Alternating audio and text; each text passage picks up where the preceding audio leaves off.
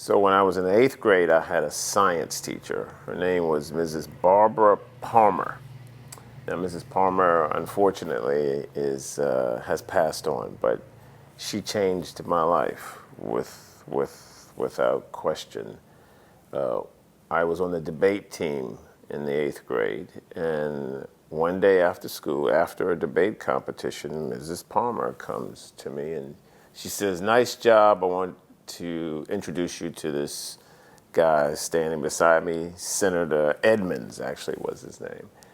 And I greeted the senator, and she says, "The senator and I were just talking about how great it would be if you were to become a page in the General Assembly."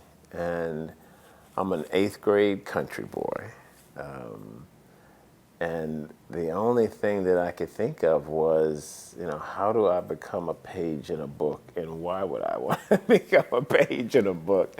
And she could see the confusion on my face, so she immediately said, "Hey, here's what a page does, and it works for these legislators in the General Assembly during the session." And I thought, well, that would be cool. And one thing led to another, and I became a page. In my 9th grade year, I went in January, so it was the second semester of my 9th grade year, down to Richmond, where I, helped the senators get their bills together, and I got coffee and lunch for them and whatever they needed done. And I stayed at that time, a place called the John Marshall Hotel. It was a big deal for a country boy to be in this number. And it literally changed my life. I saw all these legislators, most of whom, if not all of whom, had law degrees. And I thought, this is through the eyes of a 14-year-old, they're helping people. So I thought, okay, I'm going to go to law school because I want to help people. I came back to high school, and I worked hard because I found out you had to have good grades to get into law school. And I had to go to college first. Fast forward to my senior year in high school. I was a football player. One day after school, I'm walking to football practice, and who shows up? Mrs. Palmer. This is my 8th grade science teacher. Now, at that point, she actually had stopped teaching altogether, and she was running this little shop in town. And she says to me, she says, "Young man," which is when I knew I was in trouble.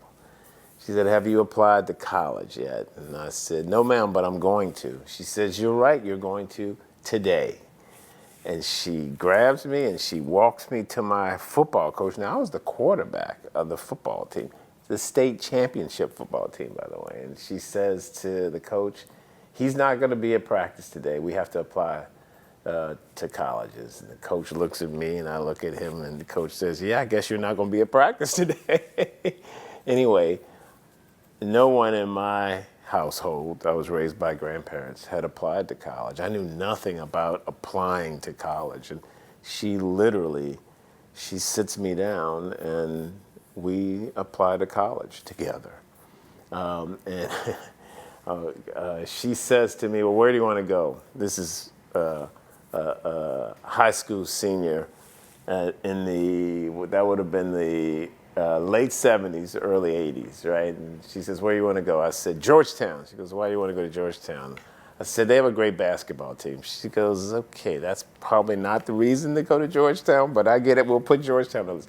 She says, "Where else? You need some state schools." And I said, "William and Mary." She goes, "That's a good school. Let's apply to William and Mary." She said, "But we need a third one." And I couldn't think of a third one. She said, "Well, how about Hampton-Sydney College?" And I said, "Well, Hampton-Sydney College, tell me about it." She goes, "It's small, it's in Farmville." She says, "You'll get a lot of attention." And then she says, "And it's all male." And I looked at her, I go, "Well, what's your other choice?" She goes, No, you should apply to Hampton-Sydney College." So I did. I applied to Hampton-Sydney College. In the end, I got into all 3 of the schools, but it was about money for my family. Where could we afford? And I got a call from a professor about applying for a scholarship. I went up and interviewed, and the scholarship paid all of my need, which was full. Mrs. Palmer is the reason I got that call. She was on that college from day one. One, she thought that was the place I should go. Two, she wanted to make sure that I had a chance financially. So I ended up going to Hampton-Sydney College on a scholarship because I had an advocate in the form of my 8th grade science teacher. And I'm going to forward you even further. I go to college, I work hard, I make decent grades. My senior year of college, I'm applying for this scholarship to go to England to study. And the interviews for the scholarship were in Richmond, Virginia. So I needed to go down and find a place to stay so I could interview. Well, guess who I ended up staying with? At that time, Mrs. Palmer had moved to Richmond. And so the night before the interview, I was able to stay with her. I interviewed, ended up getting the scholarship. She literally changed my life. No question in my mind that the Page experience, the ability to be able to afford to go to college, and then going to grad school in another country, just completely changed the trajectory that I was on. And I really owe that all to her, my 8th grade science teacher. She was faithful to me, not just in the 8th grade, but until the moment she took her last breath. And so rest in peace, Mrs. Palmer.